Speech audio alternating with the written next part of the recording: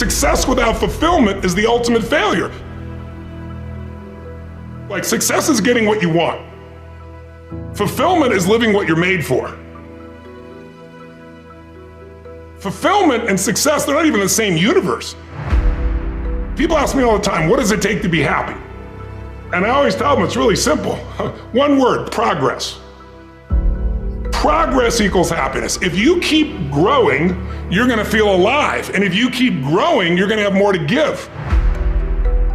It doesn't matter how many statues, Oscars they give you, or Emmys, or how much money you have in the bank.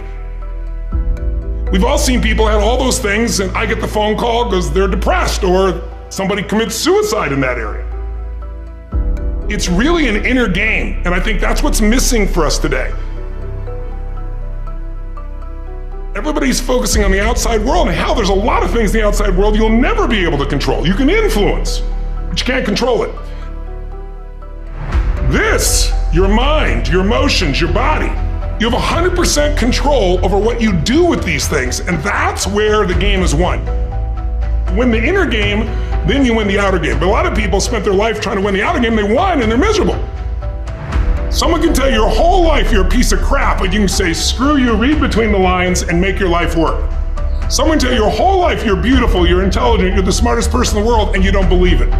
Because self-esteem doesn't come from what people say about you. Self-esteem is earned within yourself. It's esteem for yourself, which only comes by doing things that are incredibly difficult, and then your brain goes, this is who I am. You really gotta figure out what you're made for, and nobody knows in the beginning. So you start where you are and you do what's in front of you, do what's next, and you keep growing until you start to discover, hey, this is my real passion. So identity is the number one thing I work to change with people, to expand it. Expand your own sense of who you really are and what you're capable of. And the mindset has to be destroy any limitation and move forward, move forward, move forward. I think passion is the genesis of genius. If you've got enough passion, you're gonna find answers nobody else does. But most people run out of fuel, meaning they get tired, they get exhausted, they get burnt out, they get the law of familiarity. They're around something so much they take it a little bit for granted. And I've managed to see something in myself that I found in every great leader that I've ever respected, and that is, I value intelligence immensely, but I know really smart people can't fight their way out of a paper bag pragmatically, right? What I see as the one common denominator of people that are successful over a lifetime is the sustained hunger. Hunger is the number one factor.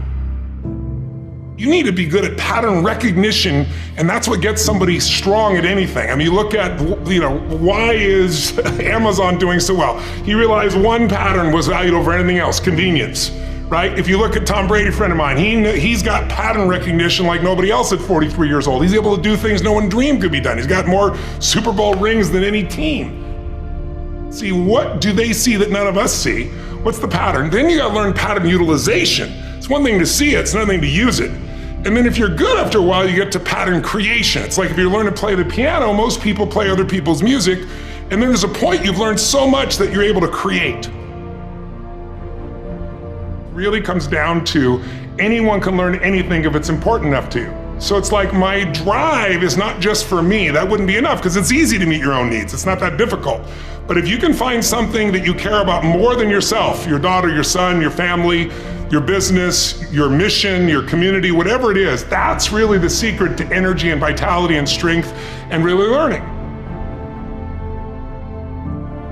One of the things I want to do with people during this challenge is take things that seem so complex and make them so simple so you do it. Get it really simple, things you can do right now to change your life. You can go and experience it that day, and then you get momentum. Day 1, day 2, day 3, day 4, and all of a sudden now what used to be hard to do is easy to do. And I think for anyone, you gotta understand anyone can learn anything if you can just break it down to its simple core, and that's what I try to do most. And I'm just not willing to settle for a life without passion and aliveness. That's just like there's so much to learn, there's so much to grow, there's so much to give, and I'm wired to grow and give. And I think anybody who gets wired to grow and give is gonna have a really fulfilling life. It doesn't matter what you choose to do, you're gonna be alive. A year ago, people thought we were coming out of, we got vaccines now and we're coming out of COVID and it's going to be all over now. People are excited. But now, after going through 2 years of this, there's a lot of people now that no longer have a compelling future. Like, people talking about New Year's resolutions. Most people don't even have one. Because it's like, they never followed through anyway, right? But at least they had something to look forward to. They're starting to get into learned helplessness. Learned helplessness is when something is so bad over and over again, you start thinking the problem's permanent. No problem is permanent. Or you start thinking the problem's pervasive because I haven't handled my finances, my whole world's over. Or because my relationship's bad, my whole world's over. Your life is bigger than that. My goal right now is to shake that up for people. People need a new perspective, and you can't do it by just sitting and thinking. You gotta move your body, you gotta change your energy and your focus. But if I get you into a higher state of being, mentally, emotionally, physically, then all of a sudden you start remembering who you are and you start coming up with answers that you never even thought were possible before. The idea of remembering who you are is something incredibly powerful. There was a Batman cartoon where he gets amnesia and he gets put in like a camp, basically, a work camp, and he can't get out. And he feels stuck and weak and, afraid. And then something happens, I don't remember what, triggers his memory. And he remembers that he's Batman. Just in remembering that he's Batman, he then takes the actions to fight his way out. And look, I know it's a cartoon, but that has always resonated with me. And whenever I'm feeling anxious about something, I always tell myself, remember who you are. But you're really talking about the most important concept in lasting change, identity. We all define ourselves in certain ways. So you start where you are and you do what's in front of you, do what's next, and you keep growing until you start to discover, hey, this is my real passion.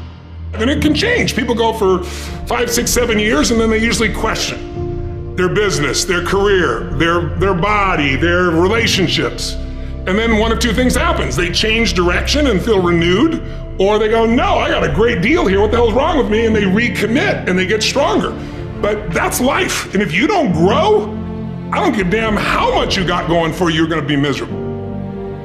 I think as early on I realized that, one of the things you have to understand about life is everything changes and everything ends. And that kind of sounds heavy on the front end, but it's a truth. If everything changes and everything ends, number one, it should make you appreciate what you have right now. And then my view is what's next is always better.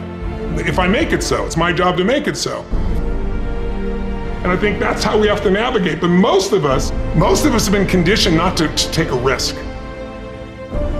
People ask me all the time, what does it take to be happy? And I always tell them it's really simple. One word, progress.